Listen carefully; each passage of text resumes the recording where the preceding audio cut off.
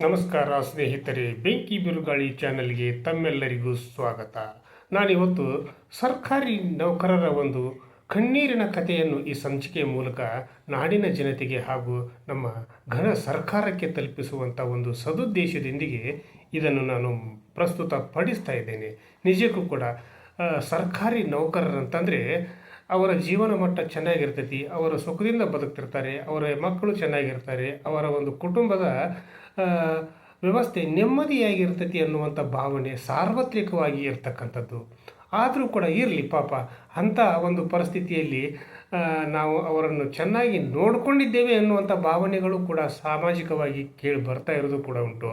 ಹಾಗಿದ್ದಾಗ ಸರ್ಕಾರಿ ನೌಕರರು ನಿವೃತ್ತರಾದ ಮೇಲೆ ಅವರ ಪರಿಸ್ಥಿತಿ ಹೇಗೆ ಇರುತ್ತದೆ ಅನ್ನುವಂಥ ಒಂದು ಬೆಳಕು ಚೆಲ್ಲುವಂಥ ಒಂದು ವಿಚಾರವನ್ನು ನಾನು ಈ ಸಂಚಿಕೆಯ ಮೂಲಕ, ಬೆಂಕಿ ಬಿರುಗಾಳಿಯ ಮೂಲಕ ಸಮಸ್ತ ನಾಡಿನ ಜನತೆಗೆ ತಲುಪಿಸಲಿಕ್ಕೆ ನಾನು ಬಯಸಿದ್ದೇನೆ.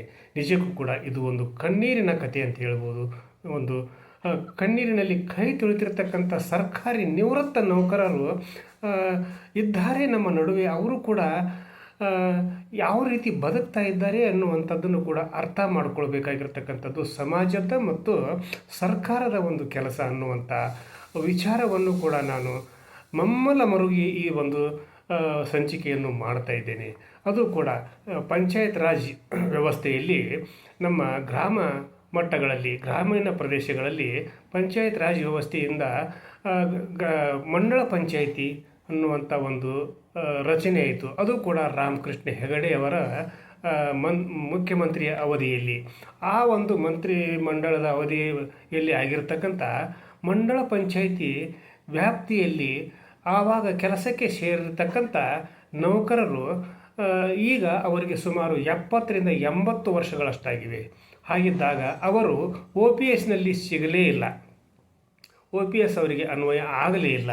ಹಾಗಿದ್ದಾಗ ಅವರ ಒಂದು ಪರ್ಮನೆಂಟ್ ಅಂದರೆ ಅವರ ಸೇವೆ ಕಾಯಮಾತಿ ಯಾವಾಗ ಆಯ್ತು ಅಂತಂದರೆ ಸುಮಾರು 10-15 ವರ್ಷಗಳ ತರುವಾಯ ಅವರ ಕಾಯಮಾತಿ ಆಯಿತು. ಆವಾಗಿಂದ ಈಗ ಅವರಿಗೆ ಸಿಗ್ತಿರ್ತಕ್ಕಂಥ ಸಂಬಳ ಎಷ್ಟು ಅನ್ನೋದನ್ನು ನೀವು ನೋಡಿದರೆ ಕಣ್ಣೀರಿನಲ್ಲಿ ಕೈ ತೊಳೆಯುವಂಥ ಪರಿಸ್ಥಿತಿ ಅವರಿಗೆ ಇದೆ ಅನ್ನುವಂಥ ಒಂದು ಕರಳು ಕಿವುಚಿ ಬರುವಂಥ ಒಂದು ವಿಚಾರವನ್ನು ಕೂಡ ನಾನು ಈ ಸಂದರ್ಭದಲ್ಲಿ ನಾಡಿನ ಜನತೆಗೆ ಮತ್ತು ಸರ್ಕಾರಕ್ಕೆ ತಲುಪಿಸಲಿಕ್ಕೆ ಬಯಸಿದ್ದೇನೆ. ಈಗ ನನಗೆ ಸುಮಾರು ಜನ ಕೊಪ್ಪಳ ಹಾಗೂ ಇನ್ನೂ ಸಾಕಷ್ಟು ಜನ ರಾಜ್ಯದಾದ್ಯಂತ ಫೋನ್ ಮುಖಾಂತರ ಸಂಪರ್ಕ ಮಾಡಿ ನಮ್ಮ ಒಂದು ಪರಿಸ್ಥಿತಿಯನ್ನು ನೀವು ಕೇಳ್ರಿ, ನೀವು ನೋಡ್ರಿ, ನಿಮ್ಮ ಒಂದು ಬೆಂಕಿ ಬಿರುಗಾಳಿ ವಾಹಿನಿಯಲ್ಲಿ ಪ್ರಸಾರ ಮಾಡಿರಿ, ಸರ್ಕಾರಕ್ಕೆ ಅದನ್ನು ತಲುಪಿಸುವಂಥ ಕೆಲಸವನ್ನು ಮಾಡಿರಿ, ಸಂಬಂಧಪಟ್ಟಂಥ ನಾಯಕರೆನಿಸಿಕೊಂಡವರಿಗೆ ಇದನ್ನು ತಲುಪಿಸ್ರಿ. ಜೊತೆಗೆ ನಮ್ಮ ರಾಜ್ಯ ಸರ್ಕಾರಿ ನೌಕರರ ಸಂಘದ ಅಧ್ಯಕ್ಷರಿಗೆ ಮತ್ತು ಪದಾಧಿಕಾರಿಗಳಿಗೂ ಕೂಡ ಈ ವಿಷಯವನ್ನು ಮುಟ್ಟಿಸ್ರಿ ಅನ್ನುವಂಥ ಒಂದು ಕಳಕಳಿಯ ವಿನಂತಿಯನ್ನು ನನ್ನ ಜೊತೆಗೆ ಅವರು ಮಾಡಿದರು.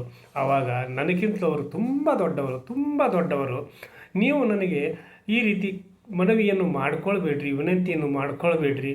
ನೀವು ನನಗೆ ಆಶೀರ್ವಾದ ಮಾಡಿರಿ, ನನಗೆ ನೀವು ಹಕ್ಕಿನಿಂದ ಹೇಳ್ರಿ, ನೀವು ನನಗೆ ಆದೇಶ ಮಾಡಿರಿ, ನಾನು ಅದನ್ನು ಎಲ್ಲರಿಗೂ ಕೂಡ ತಲುಪಿಸುವಂಥ ಒಂದು ಕೆಲಸವನ್ನು ಮಾಡ್ತೀನಿ ಅನ್ನುವಂಥ ಭರವಸೆಯನ್ನು ಕೂಡ ನಾನು ಅವರಿಗೆ ತಲುಪಿಸಿದೆ.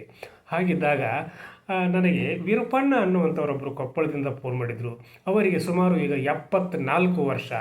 ಅವರು ಸುಮಾರು 20-25 ವರ್ಷ ಅವರು ಸರ್ವಿಸ್ ಮಾಡಿದರೂ ಕೂಡ ಸೇವೆ ಸಲ್ಲಿಸಿದರೂ ಕೂಡ ಅವರಿಗೆ ಈಗ ನಿವೃತ್ತಿ ವೇತನ ಅನ್ನೋದು ಎಷ್ಟು ಬರ್ತಿರಬೇಕು ಅನ್ನೋದನ್ನು ನಿಮಗೆ ನಾನು ಈ ಸಂದರ್ಭದಲ್ಲಿ ತಿಳಿಸ್ಲಿಕ್ಕೆ ಬಯಸ್ತೀನಿ.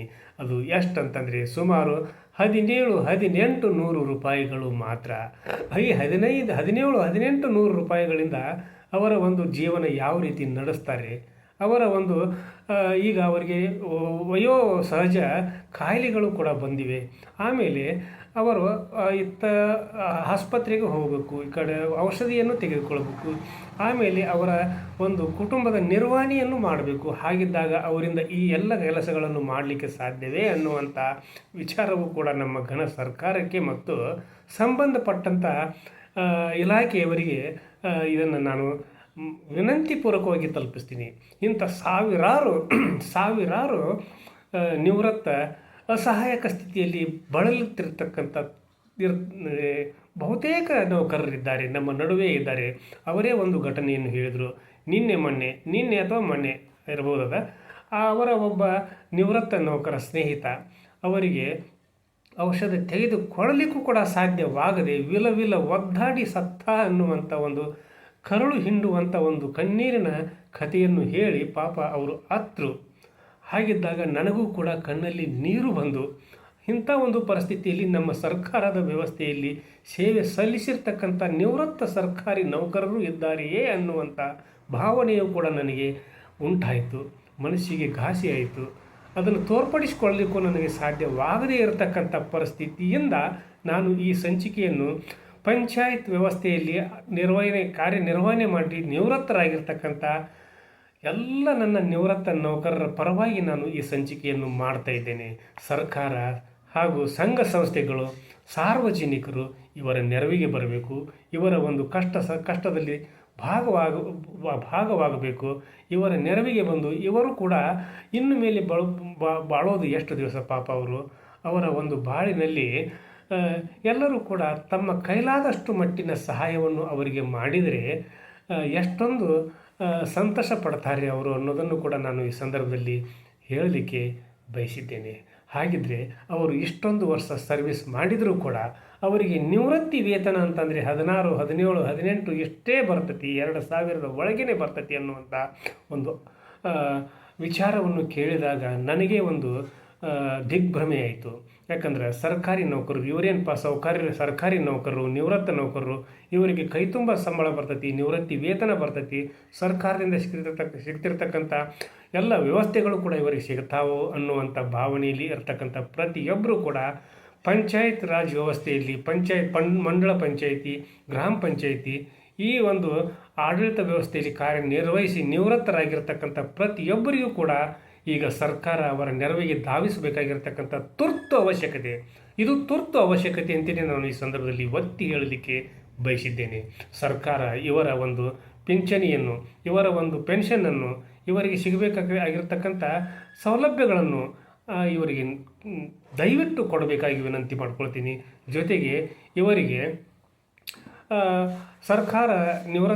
ಸರ್ಕಾರಿ ನೌಕರರು ನಿವೃತ್ತರಾದರೂ ಕೂಡ ಅವರಿಗೆ ಆರೋಗ್ಯ ಸಮಸ್ಯೆಗಳು ಉಂಟಾದಾಗ ಅವರಿಗೂ ಕೂಡ ಒಂದು ಆರೋಗ್ಯ ವ್ಯವಸ್ಥೆಯನ್ನು ಮಾಡಿಕೊಡಬೇಕು. ಅವರ ಕೈತುಂಬ ಸಂಬಳವನ್ನು ನೀಡದೇ ಇದ್ದರೂ ಕೂಡ ಅವರಿಗೆ ಬದುಕುವಷ್ಟಾದರೂ ಕೂಡ ಸಂಬಳವನ್ನು ನೀಡಿ ಅವರ ಒಂದು ಕಷ್ಟದ ಸಮಯದಲ್ಲಿ ಅವರಿಗೆ ಈಗ ಸಂಧ್ಯಾಕಾಲದಲ್ಲಿ ಇರ್ತಕ್ಕಂಥ ಅವರ ಒಂದು ಬದುಕಿಗೆ ಭದ್ರತೆಯನ್ನು ಒದಗಿಸಿಕೊಟ್ಟು ಅವರು ಕೂಡ ನೆಮ್ಮದಿಯಿಂದ ಒಂದು ತುತ್ತು ಊಟವನ್ನು ಮಾಡಿ ಅವರ ಜೀವನವನ್ನು ಕಳೆಯಬೇಕಾಗಿರ್ತಕ್ಕಂಥ ಒಂದು ಅವಕಾಶವನ್ನು ಅವರಿಗೆ ಕಲ್ಪಿಸಿಕೊಡಬೇಕಾಗಿರ್ತಕ್ಕಂಥದ್ದು ಸರ್ಕಾರದ ಕರ್ತವ್ಯ ಹಾಗೂ ಬದ್ಧತೆ ಅನ್ನುವಂಥ ಪ್ರಸ್ತಾಪವನ್ನು ಕೂಡ ನಾನು ಈ ಸಂದರ್ಭದಲ್ಲಿ ಮಾಡಿಕೊಳ್ತಾ ಅವರೆಲ್ಲರಿಗೂ ಕೂಡ ಸರ್ಕಾರ ಇವತ್ತಿನೇ ಸುಮಾರು ಇನ್ನೊಂದು 8-10 ದಿನದಲ್ಲೇ ಅವರ ಒಂದು ಬೇಡಿಕೆಗಳನ್ನು ಈಡೇರಿಸ್ತೈತಿ. ಅವರಿಗೂ ಕೂಡ ಒಳ್ಳೆಯ ಭವಿಷ್ಯವನ್ನು ಕಲ್ಪಿಸಿಕೊಡ್ತೈತಿ.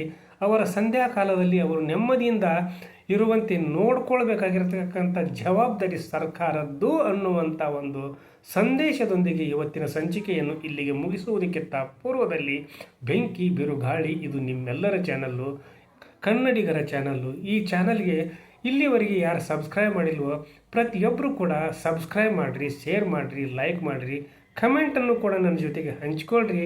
ಇಂಥ ನಿವೃತ್ತ ನೌಕರರ ಬಗ್ಗೆ ಪ್ರತಿಯೊಬ್ಬರು ಕೂಡ ಕಾಳಜಿ ವಹಿಸ್ರಿ ಅನ್ನುವಂಥ ವಿಚಾರದೊಂದಿಗೆ ಇವತ್ತಿನ ಸಂಚಿಕೆಯನ್ನು ಇಲ್ಲಿಗೆ ಮುಗಿಸಿ ನಾಳಿನ ಸಂಚಿಕೆಯೊಂದಿಗೆ ತಮ್ಮ ಜೊತೆಗೆ ಹಾಜರಾಗ್ತೀನಿ. ಅಲ್ಲಿವರೆಗೂ ನನ್ನ ನಮಸ್ಕಾರ.